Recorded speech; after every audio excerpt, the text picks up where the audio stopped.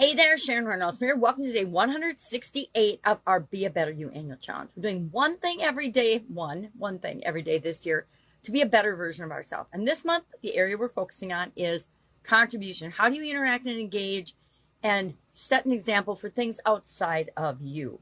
Most of the challenge is all about us and what's going on inside us and around us and how we're responding and reacting to it with emotional intelligence, of course. But this month is all about what impact do you want to have? Do you want to leave a legacy? Have you even thought about that? Depending on your age, you may not have even thought about it yet.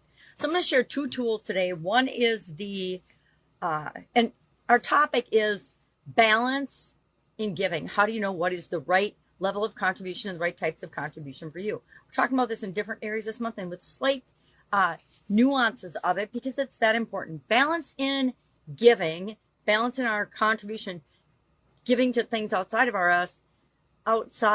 ourselves is critical because if we don't pay attention to it, just like some of us can become workaholics, some of us can become overwhelmed, burnt out, and see symptoms in our life if we are actually giving too much and doing too much for people outside of us and neglecting taking care of ourselves. I guess the balance is really between taking care of yourself in all the areas and aspects of your life and giving what you can, putting positive into the universe to the best of your ability, but in a way that feels right and awesome for you. Otherwise, what can happen? We can get overgiving can cause burnout. It can cause us to have chronic fatigue. It can cause us to have frustration or resentment. It can cause us to go from loving giving value and helping other people to actually feeling resentful or obligated, right? You feel obligated to do something, or do you feel energized by doing it?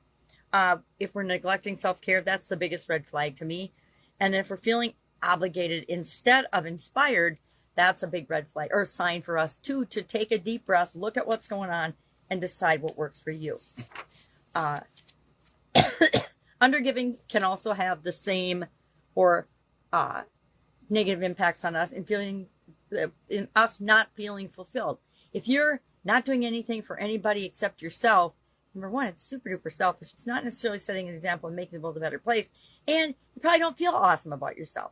People that don't give or interact with other human beings tend to have lower self-esteem, lower level of confidence, lower love for themselves. And we don't want to be that way, right?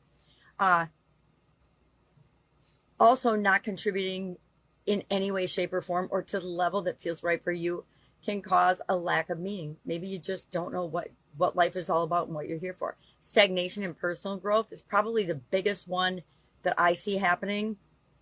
We all know people that they went through high school, they graduated from high school or college, and then they never picked up another book. They never learned, they never asked questions, they were never curious. They just got their degree and are going through the motions of their life, but not really giving back in any way that's meaningful. They just stopped learning and stopped growing. The same happens when we stop interacting with, engaging, and giving value outside of ourselves in a contribution way, a contributory way.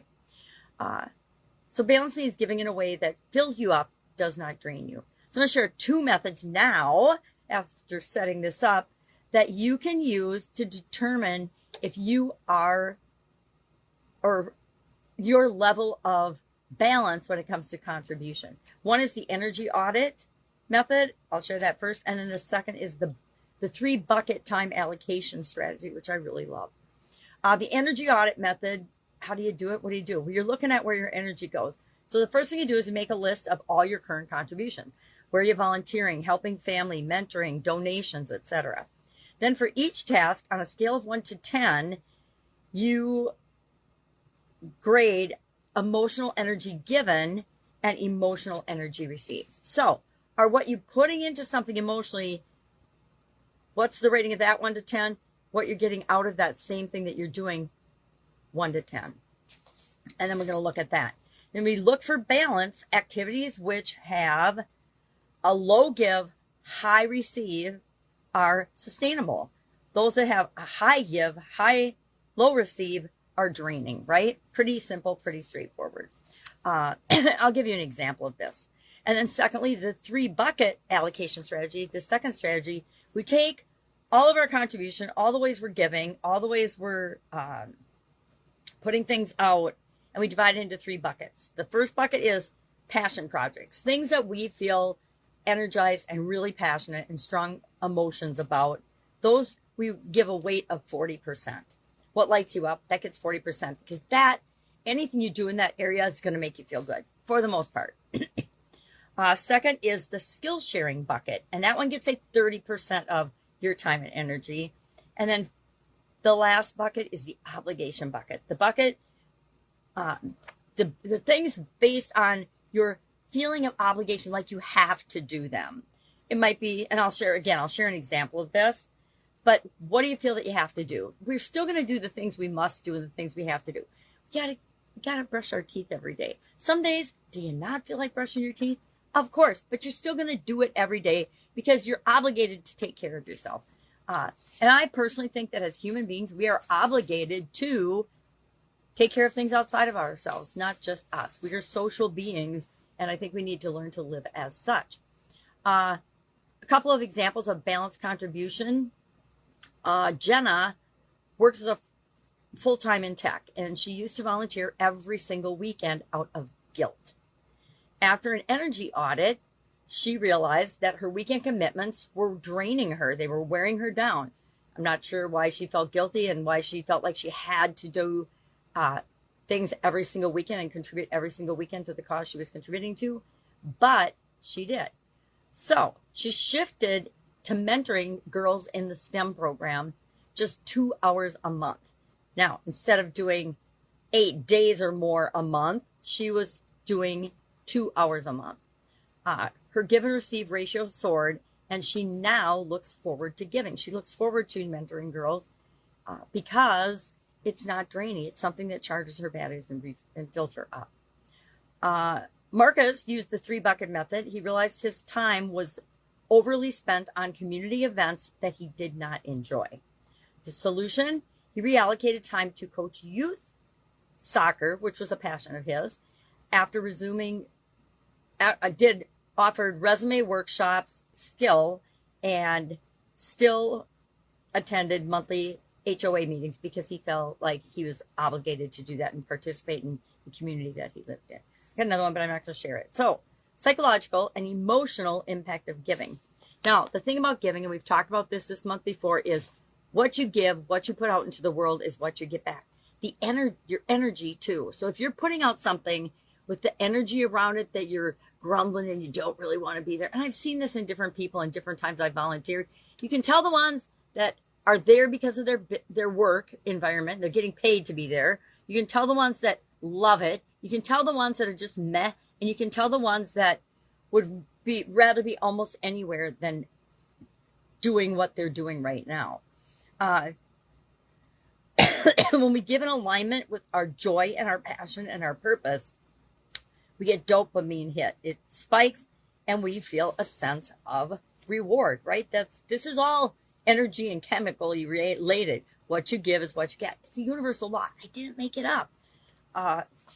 Serotonin stabilizes our mood, and so we are in a better mood when we're giving in a balanced way. It's just like work. If you're a workaholic, that is not balanced. Now, I am personally, and I've said it so many times, I could kick myself, but I still believe it. I say balance is BS. It's different for each and every one of us. So we have to decide what is the right balance for us. And it changes over time. How much time and energy we spend raising our family is how much higher when our kids are little than when they're full grown adults and can take care of themselves and make their own decisions.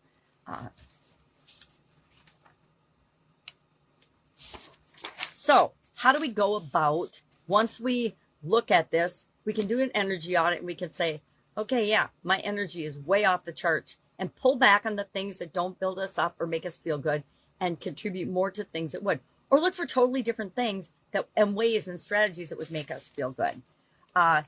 Boundaries are an example of self-worth. When we set boundaries and we include ourselves in our decision making, it's not being selfish. It's figuring out how we can it's actually being non-selfish. It's setting an example for other people and giving them permission to figure out what's right for them as well. And I think that is one of the most positive ways we can contribute to the world, is by setting a good example.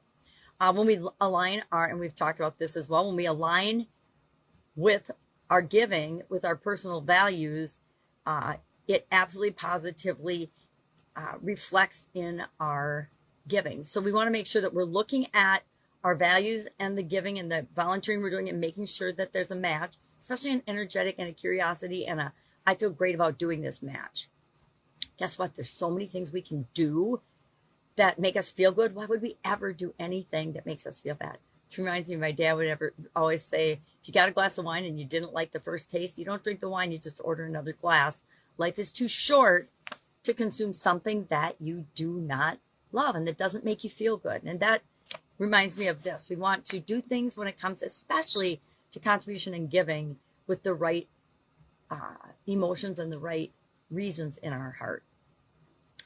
There's apps and planners. Usually, or I have found that tools and resources are available to help support us into feeling more balanced in our contribution.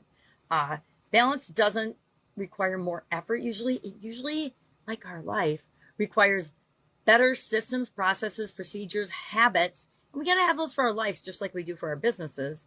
And better tools, because there's so many tools available now to help us. For example, there's apps and planners. You can use Trello or Notion to organize volunteer time. You can use Rescue Time to track energy spending activities. And you can use Calm or Headspace, or I like Believe apps to check in with yourself emotionally and to do things like that. I've got some recommended reads. I'm not going to share those, but I could. If you're curious about what are some books that you can read to get more information on this, just hit me up and ask. Overcoming Guilt by Saying No. Here's the thing about guilt. If you feel guilty because you say no, then you'll always think that you have to say yes to everything. But it is not humanly possible to do everything, be everything, say yes to everything. Not only would you get burnt out way before you could say yes to all the things you actually want to say yes to, but you would end up probably harming yourself mentally, physically, and emotionally. So we don't want to do that. So how do you say no gracefully? It's pretty easy. You just say, hey, I'm honored that you thought of me, but I can't give this the energy and time that it deserves. Or if it's not a fit for me right now, it's not a fit for me right now. Sorry, I've got other commitments and priorities. It's just not a fit for me right now. Doesn't mean you can't hit me up in the future, but not right now. There's lots of ways, and we've talked about them already, non-monetary ways to give back.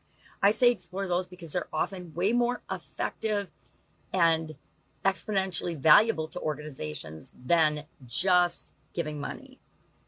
And then how do you organize? Then the rest is about how organizations can do the same thing. So I'm not going to talk about it. So what are you doing today? We are going to do an energy audit on our overarching giving and contribution, or we're going to apply the 3-bucket time allocation strategy to our giving and take a look at it. If we find, when we do a little energy audit on our 3 buckets, that we're way out of whack between the 40, 30, 30, we want to reevaluate that. If you've got 60% that feels like obligation to you, you need to replace at least 30% of that with skills-based contribution or passion projects, right? Pretty easy. All right. Any question about this? Hit me up and ask. But that's what I'm going to do today. I'm going to do an energy audit on all the types and ways I contribute. And then I'm going to I'm going to do both. Okay, right? I'm going to not just do one. I'm going to do both. Then I'm going to put it in the buckets. I'm going to see where I'm at. I'm going to say, okay, what do I need to do based on this accurate information of me assessing myself? All right. Have an awesome day. If I can help you, ask. Otherwise, I'll be with you tomorrow, of course.